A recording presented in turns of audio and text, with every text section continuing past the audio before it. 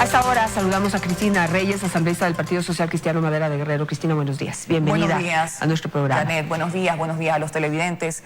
Y me sumo a la tristeza nacional de la pérdida del doctor Julio César Trujillo, un hombre que vivió con profundos valores democráticos y que murió luchando, y que en medio de tantos escándalos de corrupción nos dio una luz y un camino de lo que es dignificar la política y un trabajo ético en el servicio público. Así es, una inspiración para todos. Hay varios temas, Cristina, quisiera pasar lo más rápido que se pueda por ellos. El primero, hay discusiones ya en la Asamblea Nacional, se supone que ya se conforma una mayoría, se supone que ya habían llegado a un acuerdo y ahora resulta que no. ¿Cómo ve usted la conformación o la reconformación de comisiones que ya estaban prácticamente listas? Sí, bueno, primero la reestructuración de las autoridades se ha dado. Es importante decir que el primer poder del Estado no puede quedarse estancado en convulsiones ni en escándalos. Tenemos que avanzar en función de resultados, que es lo que nos exigen los ciudadanos.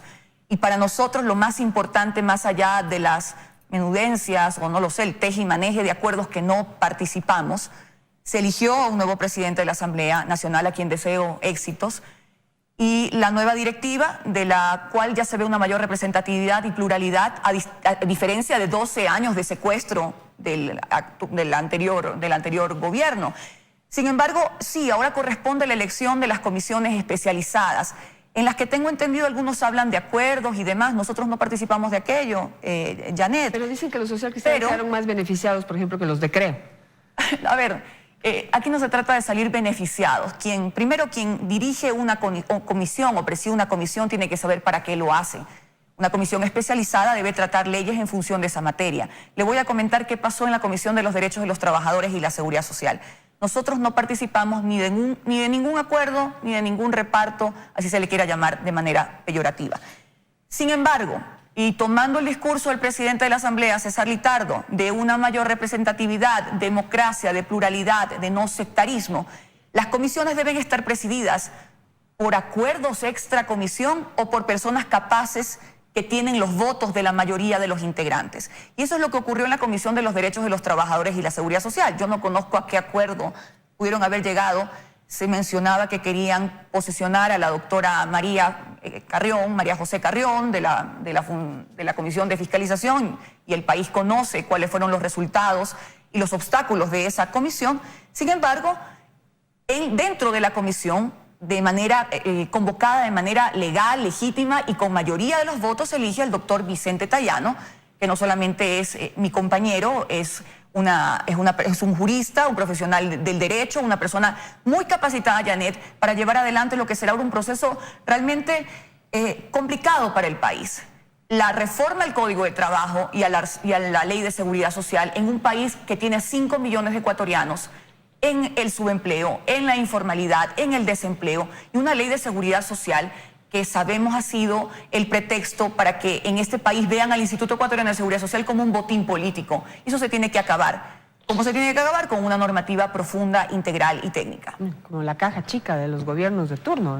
O la caja grande, Janet, porque si uno ve que 11.000 millones de dólares, 11.000 millones de dólares, plata que es de quienes somos trabajadores asegurados, de nuestros jubilados, han sido invertidos en bonos, en papeles en función del Estado para cubrir las urgencias fiscales de los regímenes de turno, pues por Dios, eso es una barbaridad porque descapitaliza el seguro social, inversiones que podrían hacerse bien en créditos hipotecarios, créditos quirografarios, mejores inversiones para capitalizar el seguro social, pero todo es un desastre. Por eso necesitamos una persona, yo considero que el doctor Vicente Tayano, más allá de que la elección fue legal, es la persona más capacitada para liderar en este momento la Comisión de los Trabajadores. Bueno, cada uno tiene sus razones y sus motivaciones para querer ocupar una u otra comisión que pues incluso las han llamado que hay de primera, de segunda, de tercera y comisiones nada más. ¿Es así? Sí, mire, yo no desmerezco las aspiraciones son legítimas, todos podemos tener aspiraciones, pero hay algo superior que es la responsabilidad en función de una agenda ciudadana y nosotros no hemos participado, como lo digo, de ningún acuerdo para que nos elijan o no nos elijan. Simplemente dentro de una votación democrática se dio esta elección que ya está sacramentada, por más que algunos intenten ahora mismo quejarse e imponer de una manera obstinada caprichos. Aquí lo más importante es la agenda ciudadana. ¿Qué quieren los ecuatorianos que nos están escuchando en sus casas del primer poder del Estado? en su funcionamiento y en su trabajo. Quieren que trabajemos por ellos. Y los 4 temas, Janet, no hay que ser adivinos, los 4 temas que le preocupan y le quitan el sueño a la gente son empleo productivo, que al día de hoy tenemos unas estadísticas tremendas y muy preocupantes, seguridad social, seguridad ciudadana, porque no es una percepción, como dicen algunos, y la lucha contra la corrupción, sin cuartel. Eso es una lucha que ya no tiene marcha atrás. Hay procesos que se están transparentando a través de las auditorías que ha hecho el Contralor Pablo Celi, escándalos de corrupción que también se han destapado de algunos actores políticos. Eso tiene que llegar hasta la verdad y la Asamblea Nacional debe contribuir a través de ese espacio de deliberación y de fiscalización para que esto se haga. Bueno, espero que se inspiren, por favor, en el doctor Julio César Trujillo y realmente también empiecen a poner en práctica el ejemplo que él nos dejó. No se pueden estancar en escándalos de cuestiones y caprichos de interés personales, que sea. Trabajen y ya que desde todos los ámbitos de la Asamblea Nacional hay cosas importantes que hacer. Vamos a entrar en materia. Usted ha hablado de un tema que le preocupa a los ecuatorianos, es el trabajo. Entonces, dentro del CAL tienen que tomar la decisión de cuáles son los temas que se van a abordar en la Asamblea Nacional. Y ahí ya hay una urgencia de entrar en una reforma laboral. ¿Lo ve usted desde ese punto de vista? ¿Coincide conmigo? Y también, ¿qué debería integrar esa reforma que es también el punto de discusión? Bueno, primero decir que hemos sido los primeros en defender los derechos de los trabajadores, que son irrenunciables, no pueden ser regresivos. Sin embargo, también hay que entender la realidad del país y actualmente hay un régimen de contratación laboral muy rígido, obsoleto, Janet, de los años 1938, no se adecua a la nueva, no solamente a las nuevas formas de ver la vida, a las nuevas maneras de relacionarnos, las nuevas modalidades contractuales, sino que hay una rigidez absoluta que impide que haya libertad de contratación, facilidad para la contratación. Y si tenemos a 5 millones de personas que están en la calle ahora mismo, hay que buscar modalidades contractuales para que ellos pasen del desempleo y de la informalidad a tener un trabajo, a tener un ingreso, a tener cotización al Seguro Social. Hay una reforma que el Gobierno Nacional adelanta que va a enviar a la Asamblea y por supuesto tendremos que calificar en el CAL y darle el trámite correspondiente. Hay iniciativas también de legisladores que tendremos que analizar y unificar. Yo no he analizado de manera técnica todavía lo que envía el gobierno habla, les escuché decir de aumentar las jornadas de trabajo hasta acumularlas a 12 horas, pero darían a entender que sin pago de horas extras. Y más bien yo no sé si va por allí la salida al problema de desempleo que tiene el país. Los trabajadores ecuatorianos no son máquinas, no son robots, son personas de carne y hueso que por supuesto necesitan un ingreso y un ingreso que tiene que ser remunerado y retribuido. Otra cosa es que haya rigidez en la contratación laboral y que para eso debamos plantear, por ejemplo, el contrato a plazo fijo.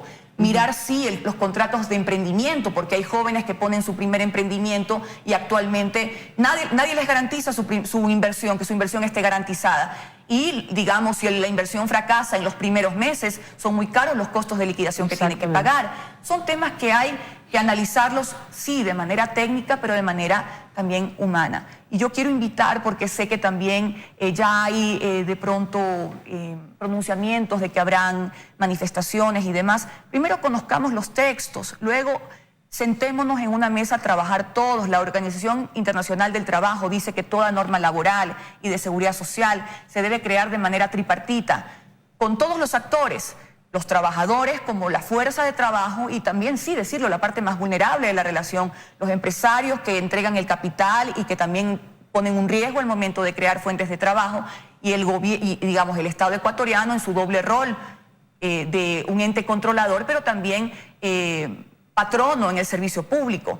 Sentémonos todos en una mesa y trabajemos por una reforma al Código de Trabajo que nos permita realmente dinamizar el mercado laboral y generar fuentes de empleo. Bueno, y allí entra también ver qué se hace con el seguro social, tema que quisiera dejarlo planteado sobre la mesa para poder analizarlo mucho más a fondo, porque es amplio, serio y crítico en este momento. Queda abierta la invitación, Cristina, para poder hablar de ese tema. Quisiera hablar ahora del tema que queda pendiente también para este nuevo periodo, y es el enjuiciamiento a María Fernanda Espinosa, ex canciller de la República. Acabamos de estar con el Contralor Celi, quien ya en Contraloría se leyó un borrador con todas las irregularidades que se habrían cometido en el caso Assange, en el caso del otorgamiento de la nacionalidad ecuatoriana. ¿Cómo ve usted ese proceso y cómo cómo se ve venir en la Asamblea Nacional, los términos, los tiempos y las fuerzas, ¿cómo están? Sí. Si queremos ir hacia un nuevo país de ética y no de corrupción y no de impunidad, no podemos bloquear los procesos, Janet.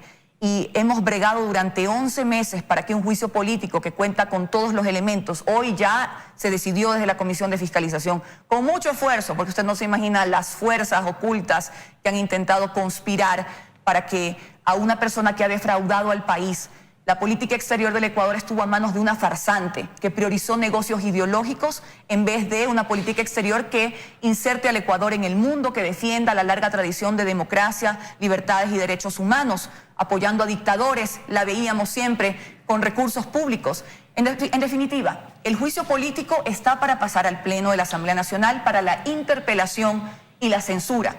Como interpelantes con Fernando Flores y otros compañeros que vamos a demostrar, y por eso pedimos la censura al Pleno de la Asamblea Nacional, el incumplimiento de funciones de María Fernanda Espinosa en 3 temas fundamentalmente. En primer lugar, usted lo ha mencionado, en las irregularidades en torno al otorgamiento de la nacionalidad de Julian Assange, donde habían planes ocultos de escapes a Rusia, etcétera. Todo está debidamente documentado. En segundo lugar, el abandono que sufrieron los periodistas de Diario El Comercio y los ecuatorianos en la frontera norte, luego de que nos bombardea una narcoguerrilla, que secuestran y matan a nuestros periodistas, y teníamos a una canciller viajando por el mundo con recursos públicos para obtener una candidatura que finalmente obtuvo.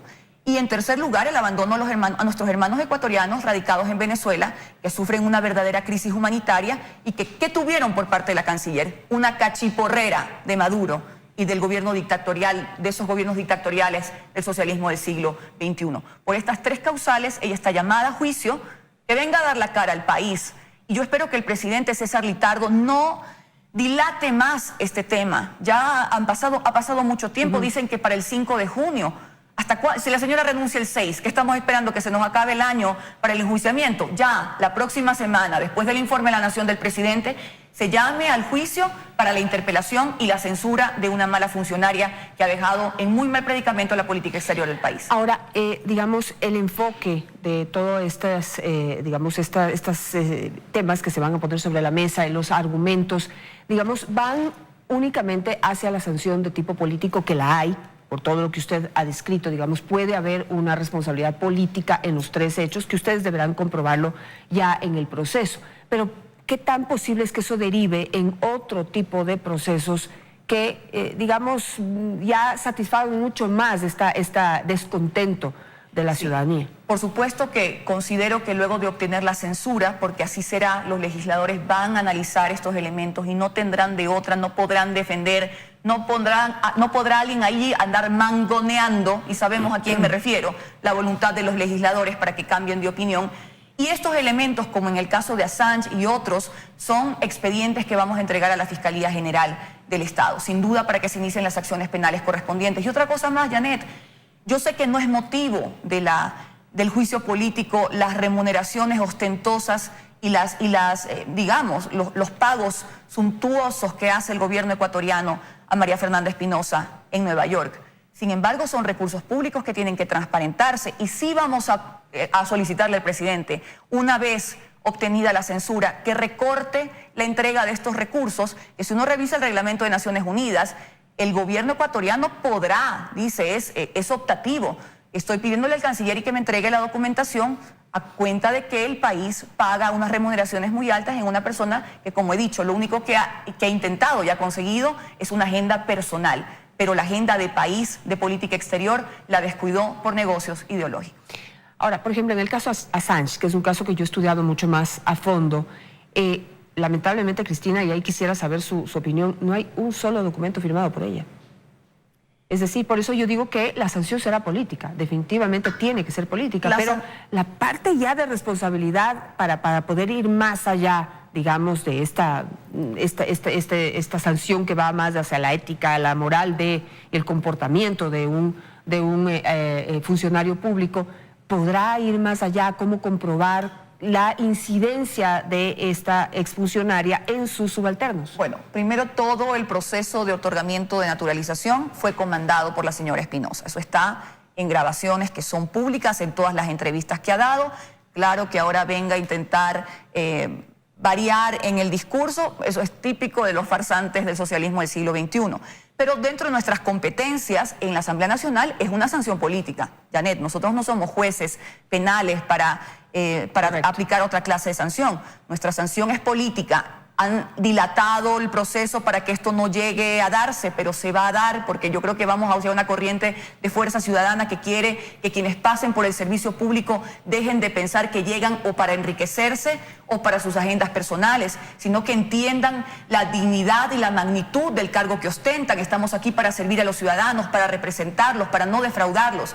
Y luego, bueno, habrá que revisar muy bien esa documentación porque sí hay responsabilidad de su parte en esa directriz, en esa orden que ha dado a sus subalternos y en todo un expediente que fue entregado por el Canciller de la República, en la cual hay irregularidades.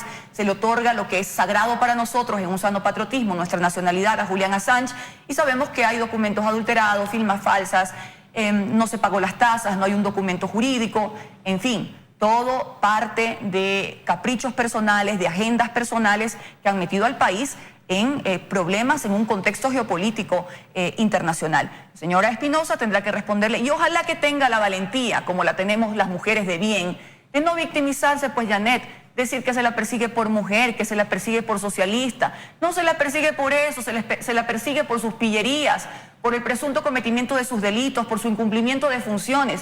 Y las mujeres de bien damos la cara, las personas de bien asumimos nuestras responsabilidades. La esperamos, señora Espinosa, venga desde Nueva York al Pleno de la Asamblea Nacional a la interpelación que le espera en los próximos días. Me quedo con eso, Cristina, muchísimas gracias y con el compromiso de que vengamos a discutir temas que pues realmente ya le tocan mucho más de cerca a los ecuatorianos, que es como el de la seguridad social. Gracias.